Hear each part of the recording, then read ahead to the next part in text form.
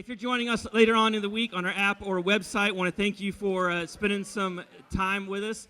If you're anywhere in the Bay Area, come hang out with us here in person. The summer's a great time to do that. No matter where you are, though, we are for you. Let us know how we can pray for you or serve you. Always glad to have people joining us all over the place. It's cool to go back and look at the graphics and see where everyone's tuning in from.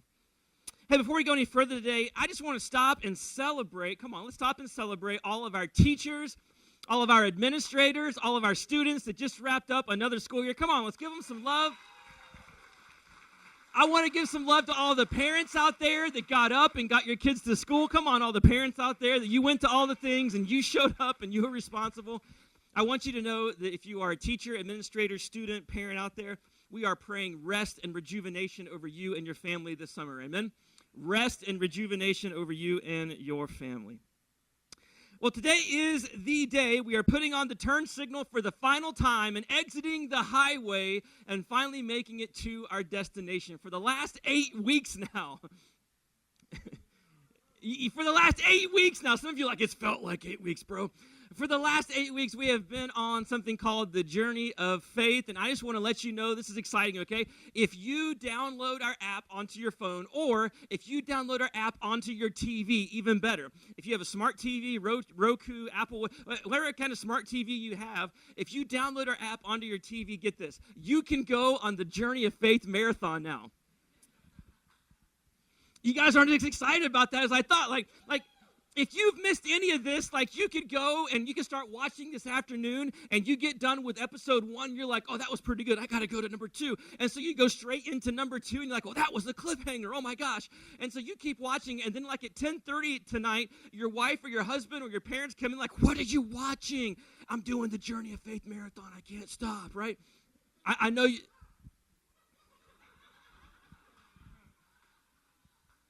I know you guys are gonna do that. So if you have missed any of this, let me give you a 60-second synopsis. We have been talking about how many of us as children were handed some sort of faith framework from a pastor, a priest, or a parent, someone older than us, and they said, here's some things to believe, but what happens is no one comes along then and helps us transition that childhood faith into adult faith. And so we become an adult and we begin to bump up against the realities of real life, and we notice that our childhood faith, it doesn't seem to hold up that well under the stress of adult life. And so typically we do one of two things. One thing, this is what most of us do, is that we get busy with real life, and we have to go to school, and we have to, get a job, and then we get married, and we have kids, and we got to get our kids at all these places, and so we're just busy, and who has time to sit and study theology and philosophy? So, I'm not ready to walk away from my faith totally, so I'm going to go on Christmas and Easter just in case. Right? Like, just in case there's something to it. I was there every Christmas and Easter, Jesus. Like, you're not ready to just totally walk away from your faith, but you're not really sure maybe what it is exactly you believe anymore. Other people, they're like, you know what? I'm going to take all of that stuff from childhood, red and yellow, black and white. They are precious in His sight, deep and wide, deep and wide, deep and wide. I'm going to take all of that, and I'm going to put it front and center, and it doesn't seem to hold up under the stresses of adulthood, and so I'm going to walk away from my faith. And so many stories you hear today of people, they call it deconstructing. They're walking away from their faith because they don't feel like it held up under the pressures of real life. Either way, we've been asking the question, what would it be like as an adult with everything that you know, everything that you've experienced, what would it look like to go on a new journey of faith, to begin again, to hit the restart button and to begin to explore this as an adult?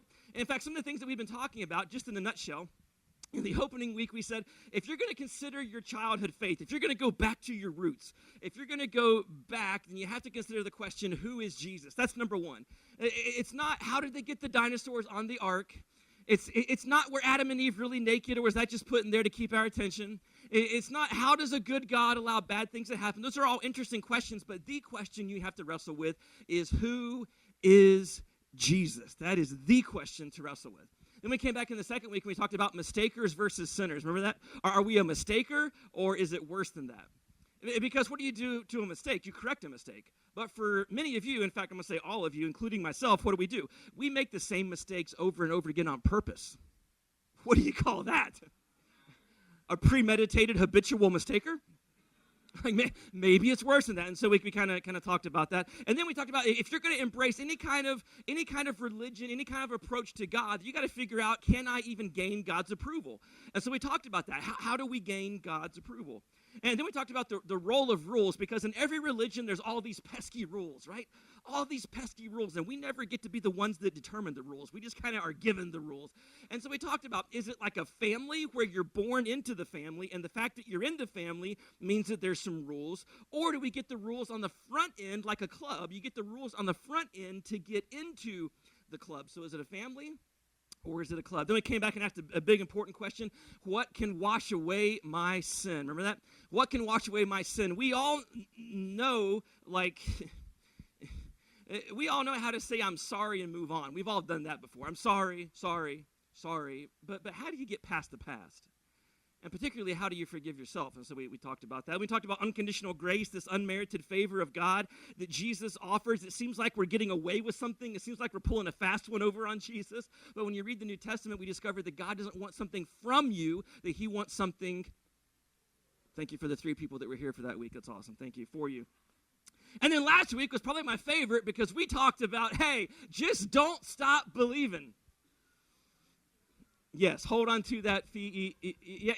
And we basically tore apart every religion. That was fun. We tore apart every religion and said, if you get enough people believing the same things, and you get them all together in the same room, and you have someone moderately persuasive speaking, eventually every religion becomes a self-fulfilling prophecy. And so is there anything to this? Is there anything different about Christianity than there is with any other religion in the world? Again, that's what we talked about in a nutshell, but I know you guys are all going to go back and do the Journey of Faith Marathon, right, everybody? Okay. I don't believe you, but that's fine. So here's what we're going to do. As we kind of put a bow on this and bring it in and kind of spur it towards the barn, I want to talk about something else that happened. Because if you're going to consider Christianity, if you're going to consider maybe coming back to the roots of your faith, then you need to know about something that happened. And the thing that you need to know about this is that when you begin to study this and examine this, it really leaves you with like a couple options. And it's like, none of them are good. So maybe it actually happened. That maybe that God is alive and that he is active and that he's working in the world today. Because when you study it, it's like, I can't really explain it other than the fact that maybe Jesus was who he said he was and he did what he said he would do. So here's what happened. Matthew, who was an ex-tax collector turned follower of Jesus, in his gospel or his biography of Jesus, he tells this story that the followers of Jesus, the 12 of them, they were following him up to a town called Caesarea Philippi. This is about 150 miles north of Jerusalem. Now, 2,000 years ago, 150 miles was a long way. You couldn't call an Uber. You couldn't hop on the bus. You couldn't take the train. There was no way to get there other than by foot. You walk there. And so they are 150 miles from home. And he gets them 150 miles from home. Actually, we have a picture here of, this is actually some of the remains of Caesarea Philippi. This is an actual city. It was a very busy city, a lot of commerce and things going on. And about the time that Jesus was getting his learner's permit, about that time, they actually renamed this city Caesarea Philippi because Caesar Augustus had died. And so they renamed the city in honor of Caesar Augustus. And so Jesus has his disciples here on the outskirts of Caesarea Philippi, and they're looking at this bustling city, and Jesus says to them, guys, you know Caesarea Philippi, you know who it's named after, right? Yeah. Caesar's all, we know who Caesar is. Okay, we know who Caesar is. But who am I? And he asked him this famous question, who do you say that I am? And so they had this discussion about who they think Jesus is and the word on the street. And they're like, well, some people say this and some people say that. And then Jesus says, no. Who do you say that I am? And then Peter, of course it was Peter, right? The loudmouth of the group, he chimes in. This is what he says. He says, I think you are the Messiah, the Son of the living God. And when he makes that declaration, Jesus goes, ding, ding, ding, ding, ding, bingo. Johnny, tell him what he's won. Like. Yes, you got the correct answer. But then Jesus goes on and makes a statement that is so bold and so audacious. I can't even begin to tell you how bold of a statement this actually is. So Jesus says, they say, who are you? Peter says, you're the Messiah, Son of the living God. And then Jesus says this in verse 18. He says, on this rock I will build my what? I'll build my church, and the gates of hell or Hades will not overcome it. On this rock, I will build my church, and the gates of Hades will not overcome it. Now, Catholics and Protestants, they love to argue and debate over who the rock is.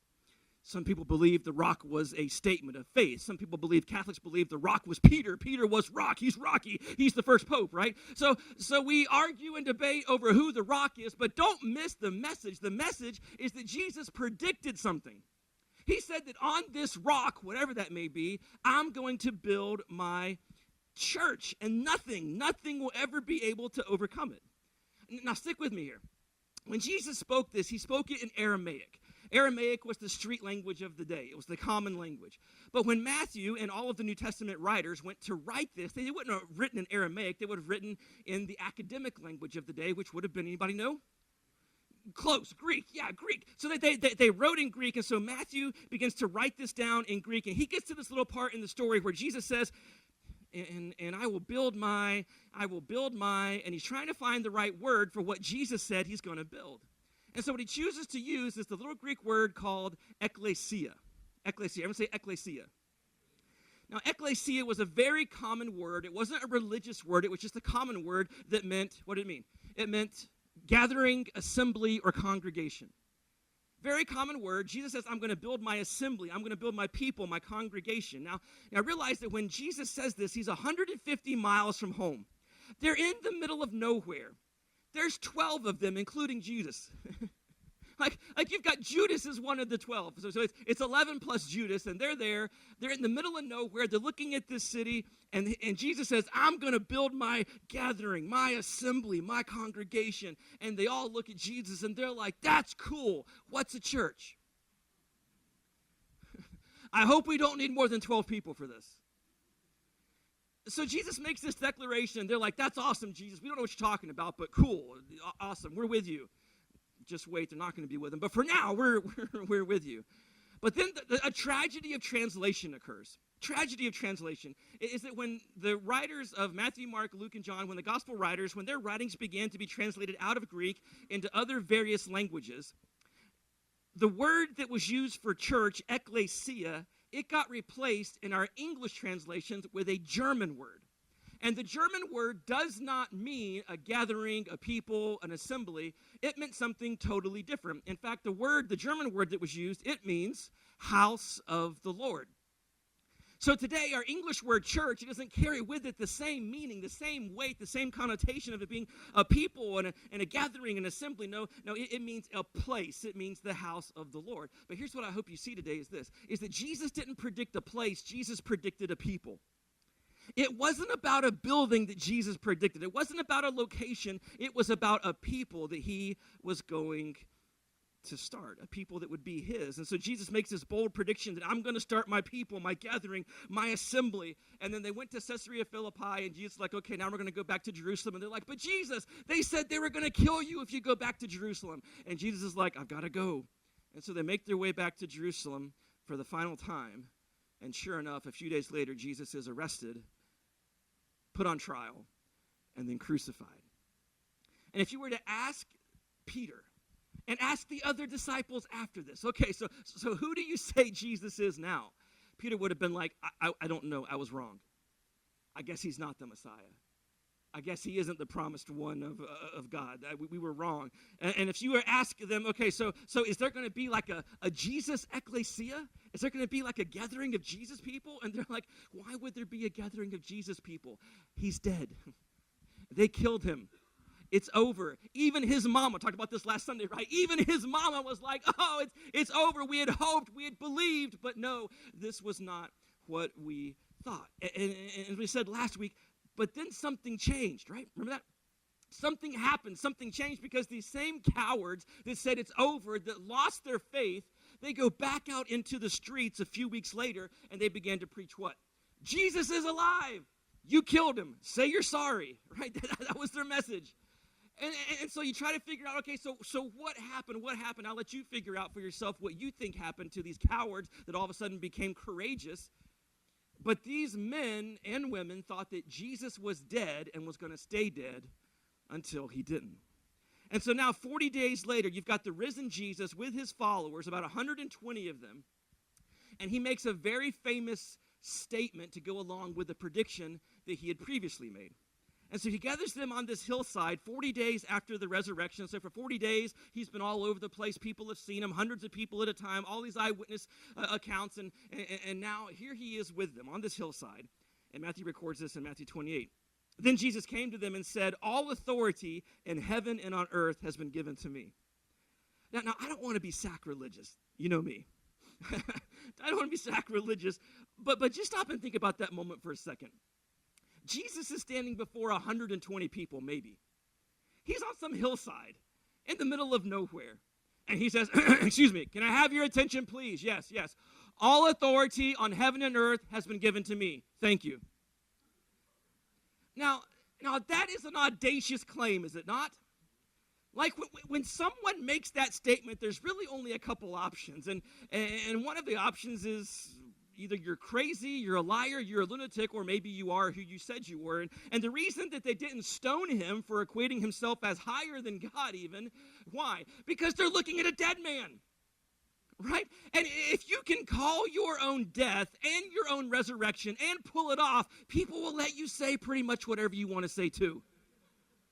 And so he makes this wild, audacious claim, putting himself even higher than God, that all of, not just the authority that God has given me. What does he say? He says, all authority in heaven and on earth has been given to me. Whoa. All right. Now what does he say in verse 19? He says to this little huddled group of people out on the hillside, therefore go and make disciples of all the nations. Yes, I see that hand. How are we going to get there? Don't worry about that, okay? I want you to go into all the nations, and yes, I see that hand. What? Jesus, we don't have any money. We don't have any organization. We're like outlaws on the run. It's thousands of years before the internet. Like Al Gore hasn't been born yet, and how are we going to get the internet, you know? Some of you aren't old enough to understand that, and that's okay. Some of you are. And Jesus is like, just calm down, we'll get to that. Jesus says, all authority on heaven and earth has been given to me. Now go into all the world and to make disciples, followers of me. And then he said this. He says, and surely I am with you always to the very end of the age.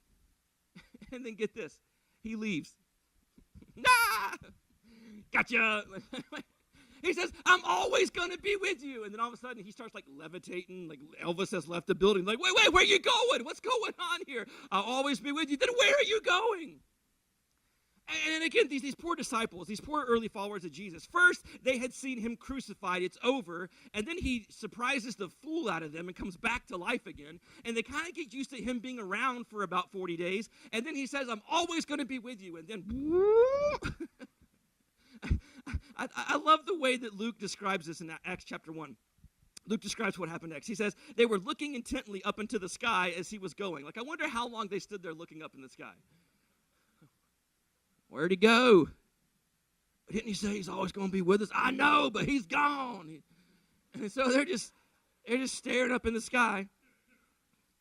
Suddenly, two men dressed in white stood beside them. And I don't know, what they, how they got their attention, but they just say, men of Galilee. They said, why do you stand here looking up into the sky?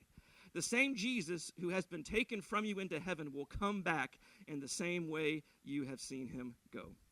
And so these same followers of Jesus, they step back onto the streets of Jerusalem and they begin preaching the simple message that Jesus is alive. Jesus is alive. And suddenly the movement begins to move.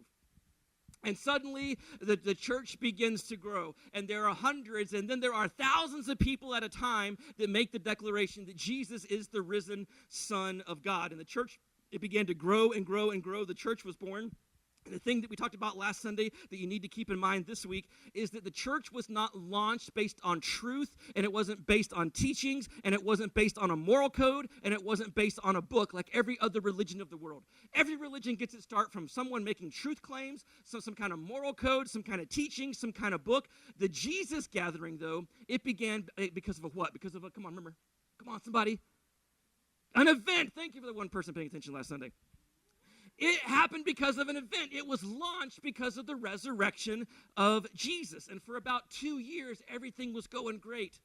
And Peter and Andrew, they went up to the north, and they went over to the coast, and they went down to the south. In about 100-mile radius around Jerusalem, they began to spread the message of Jesus. And the church grew for about 100-mile radius around the city of Jerusalem. But then something happened.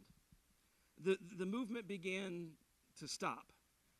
It got bogged down. And I want you in your mind's eye just to kind of imagine with me. This is not how it happened because we have no idea how it happened. It's not in the Bible. So this is dangerous territory, right? So this is how I imagine it goes down, is that God the Father, he pulls Jesus aside and says, come here, son, come here. We have a problem. What is it, Dad? What's going on? And he says, these guys that you picked, right? They're nice guys. But I think they miss what you said. You said go into all nations. I think they heard you say neighborhoods because that's about as far as they've taken it. And the movement has stopped moving. We got a problem here. I think they're content. I think they're getting lazy. And so here's what God says to Jesus, I think. God says to Jesus, maybe. God says to Jesus, hey, I think we need to pick someone new to kickstart this thing, to get it going again. We need to pick a mover and a shaker. We need to find someone that won't take no for an answer. We need to find someone that'll get on a boat and not be afraid to go somewhere. We need to find someone, no offense to those guys, more educated, more connected, more influential. Hey, what about that guy over there? And Jesus looks and he's like, Saul of Tarsus? And God's like, yeah, look at him go. And Jesus is like, yeah, but you don't understand. Like this guy is a one-man wrecking crew. He's rounding up my followers. He's putting my followers in jail. He's torturing them. He's having my followers killed. This guy, and God's like, I know, look at him go. He's perfect. And again, I don't know how all that went down, but the thing that I want you to understand from all of that is as you consider coming to Christianity or restarting your faith, I want you to consider the conversion of the Apostle Paul. Read this week in Acts chapter 9. You can read it for yourself. In Acts chapter 9, the conversion of the Apostle Paul from Saul of Tarsus, a guy who rounded up Christians and had them killed to someone that would become the most influential Christian ever to live.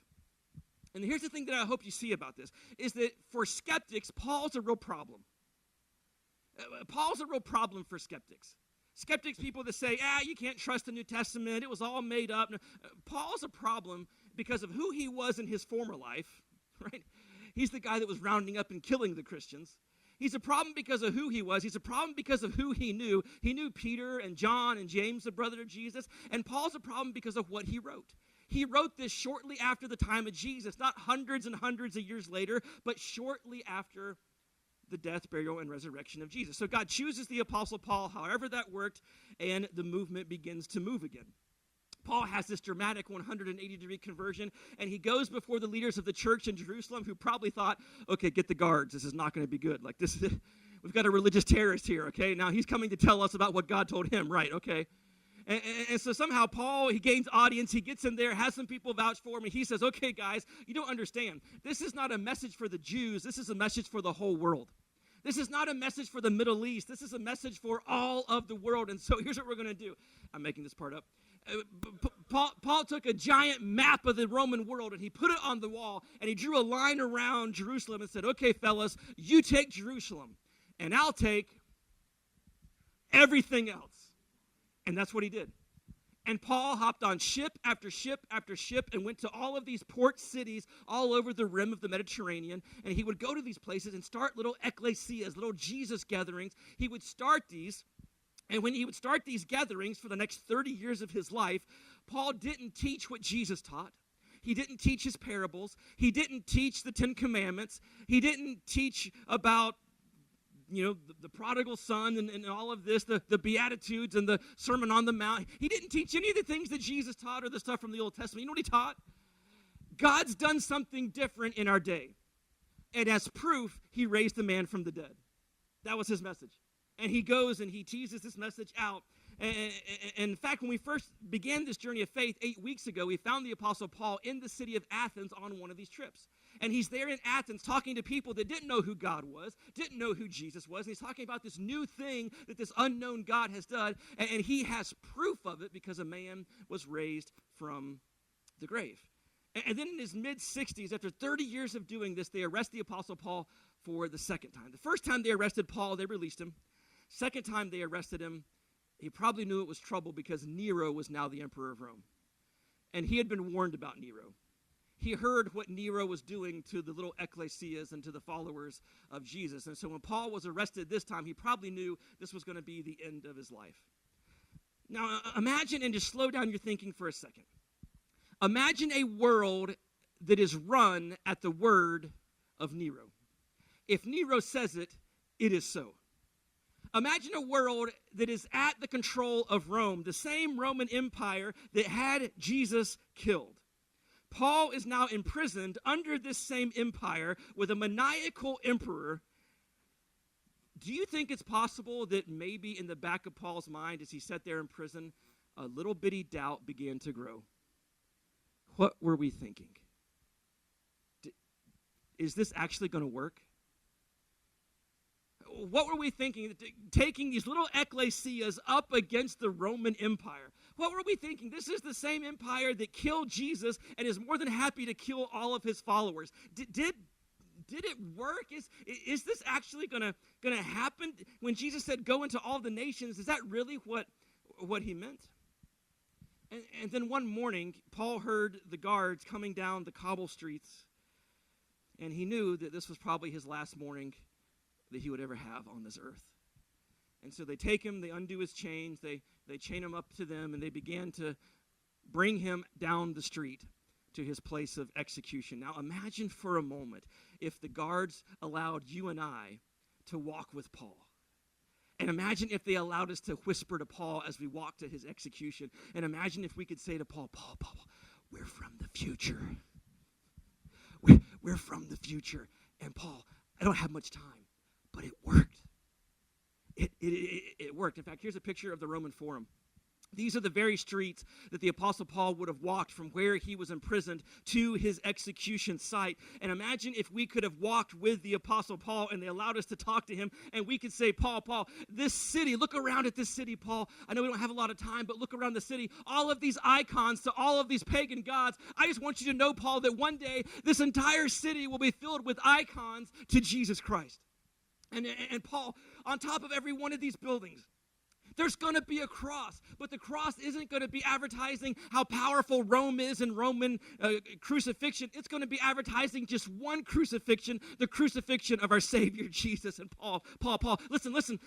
I know if you look over there, you can see Nero's Circus. And Nero's Circus was a place where they tortured Christians and they had them ripped apart with animals. And Nero actually had the early Christians impaled and put on stakes and had their hair dipped in tar and lit them on fire to light his garden parties. Paul, I want you to know that on the site of Nero's Circus, there is going to be an ecclesia built. There is going to be a building built to your friend Peter, and it might be the most beautiful building ever created in the history of mankind. And Paul, one day, thousands of people are going to come to this city on vacation, and they're not going to want to see where Caesar Augustus was buried, and they're not going to want to see where Julius Caesar was. They're going to want to take their tour guide. Hey, show us where the Apostle Paul was in prison. Listen, Paul, I know we're getting short on time, but one day you got to remember, this is crazy, Paul, there's not going to be a Roman Empire. But there's going to be little ecclesias in every corner of the world. And Paul, all those letters that you wrote, that you gave to your trusted friends and hope they got to Thessalonica and hope they got to the Ephesians and hope they got to the Christians in Rome. Paul, you have to understand that in 1,200 different languages, those have now been translated. And they have been sent all over the known world. And Paul, one more thing. Paul, I know, one more thing, buddy. You just got to know that every year people are going to talk about Caesar Augustus, but they're not going to talk about Caesar Augustus because they're telling his story. He's going to be a footnote in the story of the birth of our Savior, Jesus Christ. And Paul, one more thing. One day, parents are going to name their kids Paul, and they're going to name their dog Caesar. Paul. I know you can't believe this. Like, come on, right? Did you think Paul would believe any of that? This is the guy being led by the Romans, the same empire that crushed Jesus, the same empire that was crushing every little ecclesia they could find. Could Paul have even contemplated? Could he have even contemplated that at the Colosseum, there would now today, to this day, be a cross in honor of the martyrs that have been there, that the Roman Forum will be lying in ruins, just a tourist attraction. There's no way that Paul could have imagined any of this, but it happened, and it happened, and it happened, and it happened because Jesus Christ, outside of Caesarea Philippi, he said to a group of 12 people, he said this, he said, on this rock I will build my church, and the gates of hell will not overcome it. Not my death, not your death, not the death of martyrs, nothing will ever stop it because I will put my spirit within it, and my presence will indwell there. And listen, this will be the epicenter of everything that I'm doing in the world from here on out. And as you consider your adult faith journey, if you consider maybe coming back to your childhood faith, there's some things you're going to have to wrestle with. Every other religion out there is going to give you some things to believe. Christianity is going to give you two things that happened to wrestle with. One thing is that there's a group of people in Jerusalem that said, listen, you can kill us, you can string us up, you can set us on fire. We will not deny what we have seen and what we have heard, that Jesus Christ is alive. People die for what they believe all the time. This isn't about what we believe. We are dying because of an event, because of something that happened in history that we cannot deny. And the second thing that happened is, just as Jesus predicted, the church began to do what?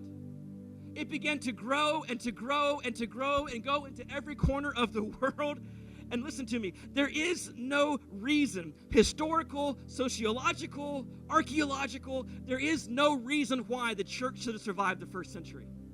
No reason. But yet it did. And the best part of it is every single one of us have been invited to be a part of his ecclesia. Because guys, I want you to listen, the church is what God is up to in the world today. The compassion of the church, the influence of the church, the interaction with the community and the hope that it gives the community. This is what God is up to in the world. And I know the church hasn't always got it right. I promise you, there are things in church history that are very embarrassing. There are things in church history where the church did not get it right. In fact, the church got it way wrong. But that's the point. That even though we mess it up and we screw it up and we give Jesus a black eye and a bad name, what does it do? It keeps on going and it keeps on going like the Energizer Bunny. It keeps on going and going and going. And it's not because there is some central organization pulling all the strings and making it happen. It happens because Jesus said on a hillside that on this rock I will build my church, and not even the gates of hell will ever be able to stop it. That's why it continues to go on. And so every week I've been giving you a question to wrestle with, and this is the question that I want to give you today. The question is simply this. It's, what's your next step? After 8 weeks of this, come on, what is your next step? For some of you, your next step is this. For some of you, you need to continue to consider this, and that is okay. You need to continue to wrestle, and is this what I believe, and is Jesus who he said? You can continue to wrestle, absolutely, but keep wrestling. That's your next step. For others of you, your next step may be to actually bow the knee and say yes, that Jesus Christ is Lord and Savior of all. Maybe there's something in the last 8 weeks that's come alive inside of you and began to stir. Listen to that. Maybe your next step is to say yes to Jesus. Maybe your next step is to get baptized, to follow Jesus in obedience and get baptized. Did you realize that when you get baptized, you are joining billions of people through the centuries that have declared that Jesus is the Lamb of God who takes away the sin of the world. Maybe for others of you, your next step is to get into community, to stop showing up to church late and leaving as soon as it's over, but to put yourself out there and allow yourself to become part of the ecclesia, to become part of the family, and allow those relationships to begin to form. Maybe your next step is to start serving. I want you to know that when you step up and volunteer, you are at the epicenter of what God is doing in our world. Because the church is at the epicenter of what God is doing in our world. Maybe some of you need to step up and learn how to give to this church. I love giving to our church. I love giving to our church, and here's why. Because the more I give, the more disciples we can make. The more we can take this message into all the world. Maybe for you, your next step is to share your faith. Maybe you need to share these messages with a friend. Maybe you need to invite someone to sit with you. Maybe there's someone in your life that you need to just bring under your wing and say, I don't know everything about God, and I can't answer a lot of your questions, but this has been my experience. And empty what is in your cup into their cup. Listen to me. Whatever your next step is, I encourage you to listen and to engage into what God is doing inside of you, to become part of the solution, because the church has the only message that can still change a human life. The church has the message that answers humankind's biggest problems: sin, sorrow, and death. We hold the answer to those: sin, sorrow, and death. And we have been given the opportunity to take that message into all the world, because Jesus is alive, because he put his Spirit here, and he's commissioned us to go out and to do it. I don't know what that next step is in your life. I don't know what it looks like. but I want you to pay attention to it. Because everything else you pay attention to is a truth claim. It's a philosophy. The church happened because Jesus said it would happen. And whatever that next step is of engaging into his church, that just might be the beginning of your adult faith journey. Can I pray for you guys?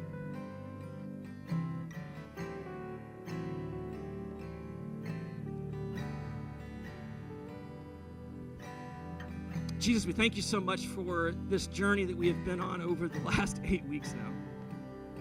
I thank you for being faithful to us. I thank you for being faithful to never leave us, to never forsake us, that you run after us and you pursue us and you pursue us. You pursue us when we're going 1,000 miles in the opposite direction of you. There's nowhere we can run, nowhere we can hide, but you're always there and you're always pursuing. Jesus, I thank you that your church has gone on and on and on, not because we're smart and not because we have the most talented people in the world, but because we have the Holy Spirit in the world. We have your Spirit here in our presence, indwelling inside of us. And so your promise goes forward. And I thank you for what that does to our faith. That builds our faith that you said it was going to happen, and it happened. You said you'd come back alive again. You came back alive again. You said you'd build your church, and you have built your church. Jesus, thank you for the breadcrumbs of faith that you've left behind for us to find even today. Father, I believe there's some people right now in our midst that have never gotten to that point where they said yes to you. I believe that today might be the day that they say yes. So if that's you, if you've been tuning in for a while now and you've kind of pushed back against this and not sure and iffy, and maybe I said something when I was a kid, I don't know if it took, I have no idea, but today you're ready to make the declaration that Jesus is the risen Son of God. If you're ready to put your faith on that rock, then I want to lead you in a simple prayer you can pray in your heart and mind. In your heart and mind, just say, Jesus, thank you for coming to rescue me with your life, your death, and resurrection. Forgive me for living such an independent life, so far from you. I open my heart and my life to you now and ask that you come in and be my Lord and my Savior and forever friend. Friend, if you pray that today, it is why our church exists. It is why the ecclesia still exists, to go and to make disciples. And maybe today you began that journey and you said yes to Jesus. 2 things I want to give you. 1, let someone know. And one of the easiest ways I can tell you to let someone know is to let us know. If you'll check the communication card that you received on the bottom of your service guide, or if you're filling out our digital connect card, if you let us know that you said yes to Jesus today, we want to send you a Bible in the mail and a guide that outlines next steps of what it means to be a follower of Jesus and to be part of his ecclesia, to be part of his family, his gathering, and to find purpose, and to find hope, and to find meaning in this life. Friend, don't leave if you need to make that decision. Don't leave this place. If you hear the knock, answer it today. Father, for all of us, I pray that wherever we are on our faith journey, I pray that over the last 8 weeks that you've spoken things to us to encourage us and to build us up and to allow us to trust you more. Jesus, I know in my life, that's been my cry. Jesus, may I trust you more. May I trust you more. And for all of us today, may that be the cry of our heart. May we trust you more. May we trust you more. May you be what we build our life upon.